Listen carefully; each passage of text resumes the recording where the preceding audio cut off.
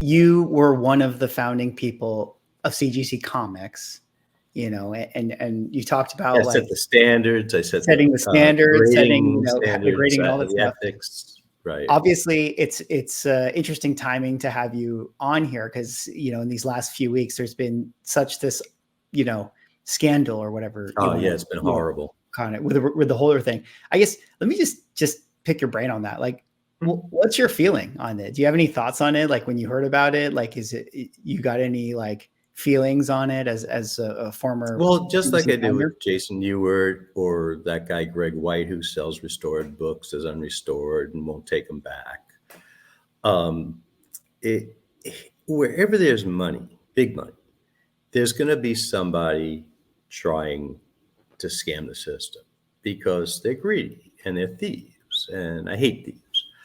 I'm an old hippie. I believe in treating everybody really well. But this thing that's going on right now, I think people are making a little more about it than there should be because CGC has really stepped up to take, precautions. And like at Comic Link, where I'm the senior consignment director, we have a list of all the books and their serial numbers. So we check them as they come in. We want the hobby to be safe. There's some people who won't do that, but that's their problem. I sleep at night.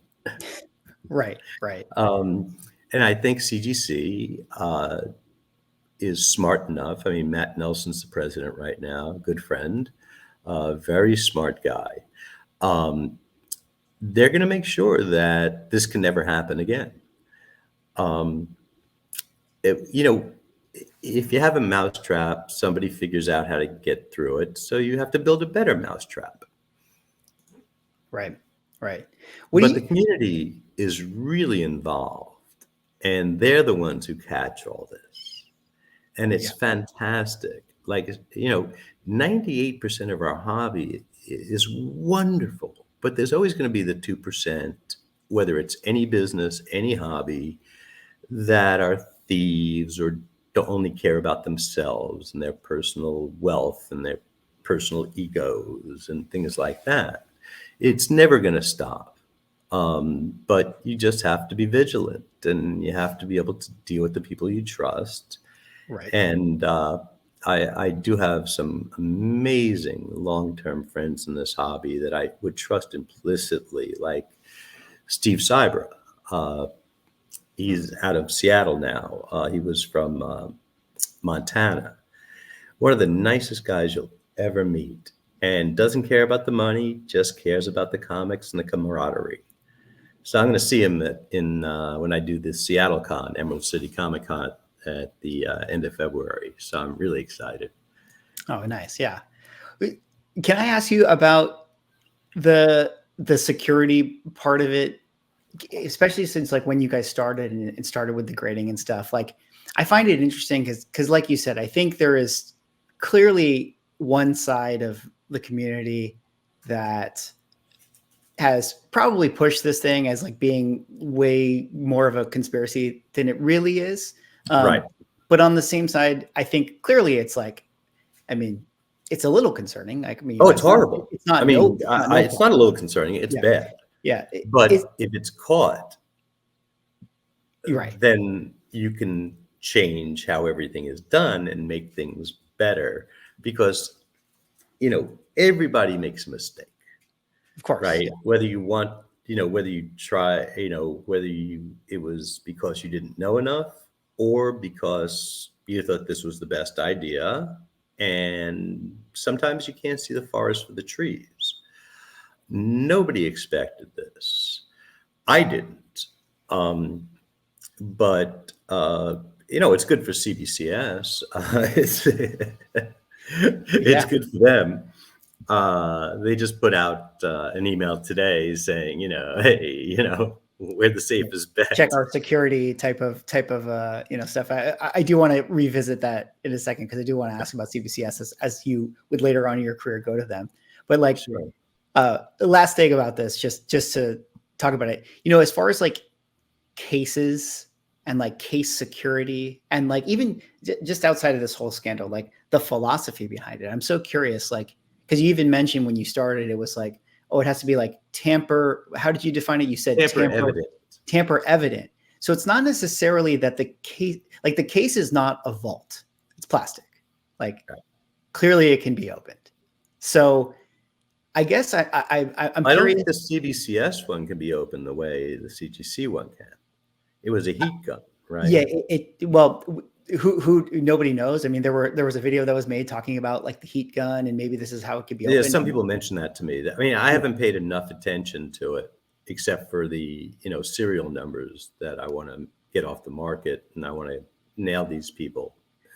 Yeah. I guess my question is like, how much should the slab be tamper proof versus tamper evident? Should it be that at all? Is that what the grading company does? I mean, it should be tamper proof, but like I said, somebody's going to figure out something. Right. So if you make it where it's tamper evident as well, unless you're, a very, very novice person in the hobby, you're going to see it. And also, you look at a grade, and some people are label chasers. They don't look at the book. Yeah.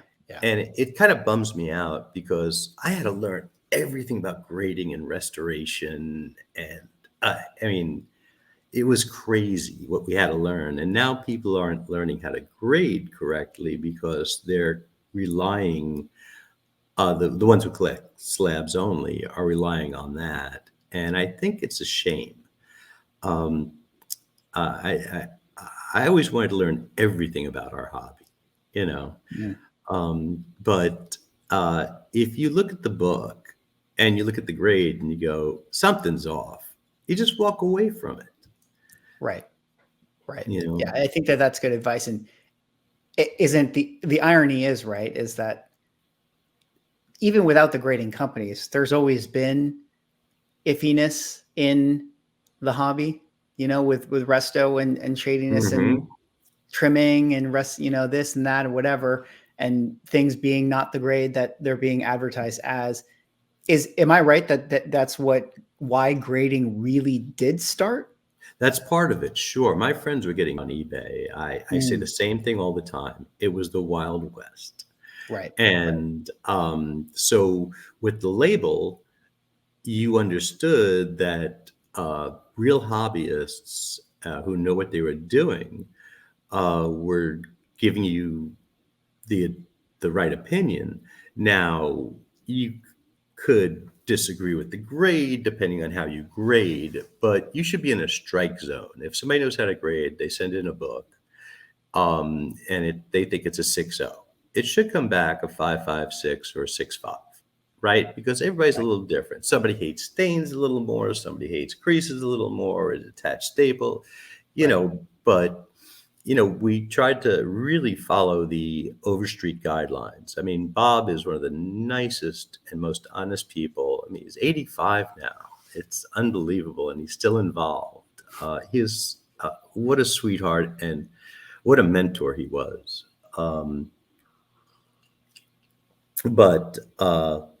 So the only problem I think we did wrong was having that purple label. People call it a plod, purple label of death. Yeah. Right.